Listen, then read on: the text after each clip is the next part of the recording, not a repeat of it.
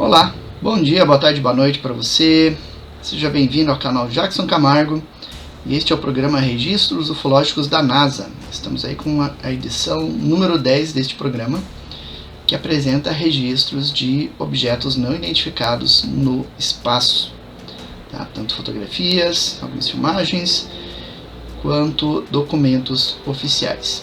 Antes de a gente ver o que nós temos para hoje, não se esqueça de se inscrever no canal, se inscreve, você que não é inscrito, ativa o sininho para receber as notificações de novos vídeos, deixe seu likezinho, deixe seu comentário, e compartilhe aí nos seus grupos, compartilhe no WhatsApp, compartilhe no Telegram, lá no Facebook, nas redes sociais, para divulgar essa realidade aí, para que mais pessoas tomem conhecimento dessas grandes verdades.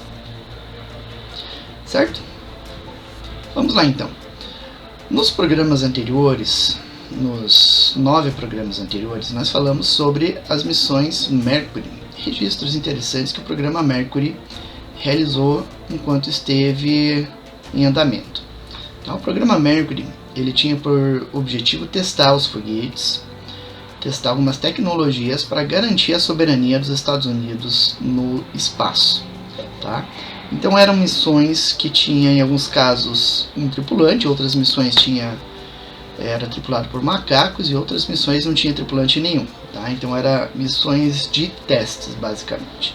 Tá? Quando havia um astronauta, era apenas um astronauta indo ao espaço. Com a missão Mercury, as coisas já foram um pouquinho mais complicadas, digamos, um pouquinho mais evoluídas, um desafio maior, porque agora a NASA colocaria 2 astronautas no espaço em cada missão. E daí vem o nome, Gemini, de gêmeos, né, os irmãos da mitologia.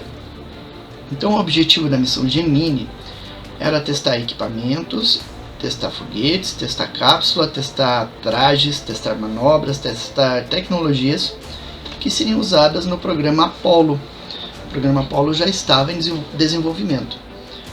O programa Mercury, o primeiro lançamento do programa Mercury ocorreu em 1965, primeiro lançamento tripulado, tá? E seu objetivo era testar, né, as tecnologias ali para o programa Apollo, que foi lançado em 1961 e foi desenvolvido até 1972, quando ele se encerrou. Tá? Eu digo que foi desenvolvido porque as tecnologias continuaram a ser aperfeiçoadas, continuaram criando novos equipamentos, novas tecnologias para utilizar nessas missões na Lua. Tá? Então a primeira missão tripulada do programa Gemini, ela foi ao espaço em 23 de março de 1965, tendo a bordo 2 astronautas, que vocês estão vendo aí, que é o John Young e o Virgil Grissom. Tá? Esses astronautas fazem parte de uma nova geração de astronautas. Então, os astronautas do programa Mercury são chamados como os primeiros 7, né, os 7 magníficos, se não me engano. E então, depois desses primeiros astronautas, foi criada uma segunda turma, de onde vem o John Young e o Virgil Grissom. Ainda faz parte da primeira, mas o Young já entrou na segunda turma de astronautas. Tá? Essa missão, a Gemini 3, ela realizou 3 voltas ao redor da Terra. Tá? Ela ficou um total de 5 horas no espaço, foi aproximadamente 5 horas de missão, um pouquinho mais de 5 horas. Né? E ela enfrentou alguns contratempos, né? Tem algumas peculiaridades dessa missão, porque eles levaram uma máquina fotográfica, mas houve um erro em relação às lentes, né? Foi enviada uma lente incompatível com a máquina e acabou danificando a máquina, e os astronautas fizeram apenas 30 fotografias ao longo da missão. Dessas 30 fotografias, nenhuma delas registra UFOs no espaço, né? Mas mesmo assim os astronautas viram algo estranho, e essa experiência deles ficou registrada em um documento. Essa é a capa do documento que você está vendo, né? Um documento que contém as transcrições de comunicações da NASA. Eram documentos que eram sigilosos e a NASA tornou público, né? Porque nos Estados Unidos existe uma lei que obriga que depois de determinada época vencendo o prazo de sigilo, esses documentos devem ser liberados. E é o que aconteceu, esses documentos venceu o prazo de sigilo e eles deveriam vir a público, deveriam ser disponibilizados publicamente. E a NASA então disponibilizou isso, colocou num site, mas não fez nenhum anúncio, não fez um alarde, simplesmente colocou lá para que ninguém fosse xeretar esse material, né? Até porque ali tem alguns segredos tecnológicos em relação à exploração espacial, questão de funcionamento de cápsula, essas coisas. Então era interessante para a NASA manter isso em sigilo por mais tempo, mas como havia a lei obrigando, eles liberaram sem qualquer censura. Eles não poderiam justificar a censura nesses documentos.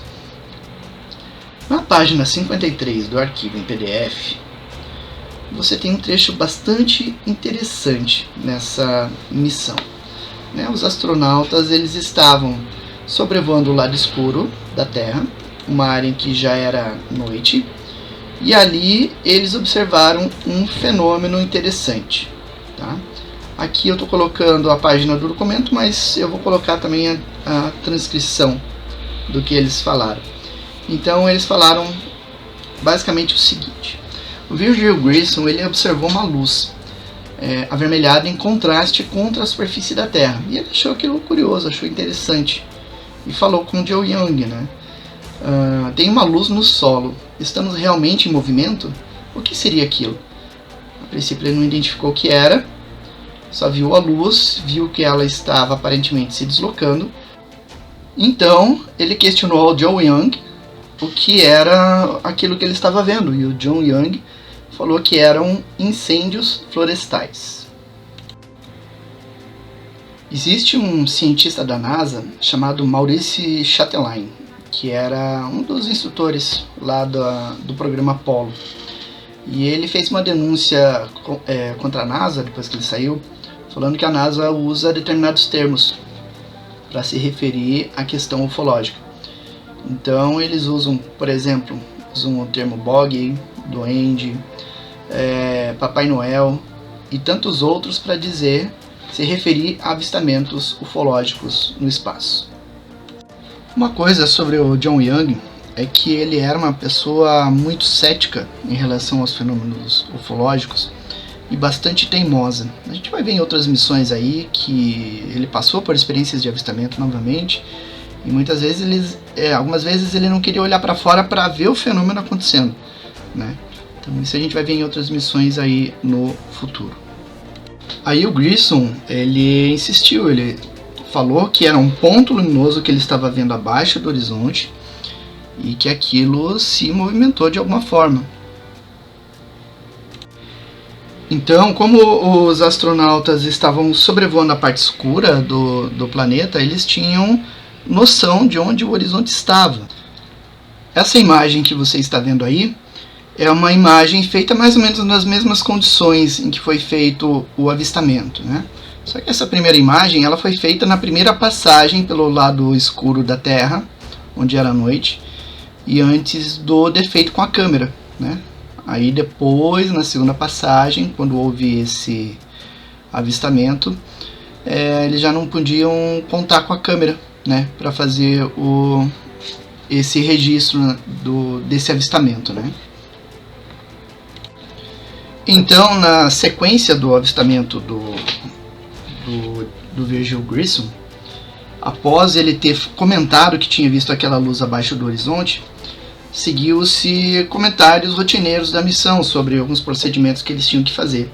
Mas o Grissom continuou olhando lá para fora. E aí ele viu que aquela luz atravessou o horizonte e seguiu em direção ao céu, né? Isso mostra que era um objeto em deslocamento, né? O Virgil Grissom ele supôs que era uma estrela, conforme ele comenta, inclusive, né? O Virgil Grissom ele fala: eu acho que foi uma estrela que atravessou o horizonte que eu vi. Posso ver isso se mover agora. Mas, puxa, uma estrela, você vai olhar, você vai ver a estrela olhando para o céu, olhando para o espaço. Você não vai ver uma estrela olhando para o chão, né? Então a gente percebe que não era uma estrela comum. Era algo que veio da superfície, atravessou o horizonte e seguiu em direção ao céu, né? E esse foi o primeiro registro, então, da Gemini, do programa Gemini e da Gemini 3, consequentemente. Tá? Próximo vídeo nós iremos conhecer um registro bem legal da Gemini 4, que ficou até bastante famoso. E vamos conhecer detalhes adicionais aí dessa interessante missão. Um grande abraço para vocês e até o próximo vídeo.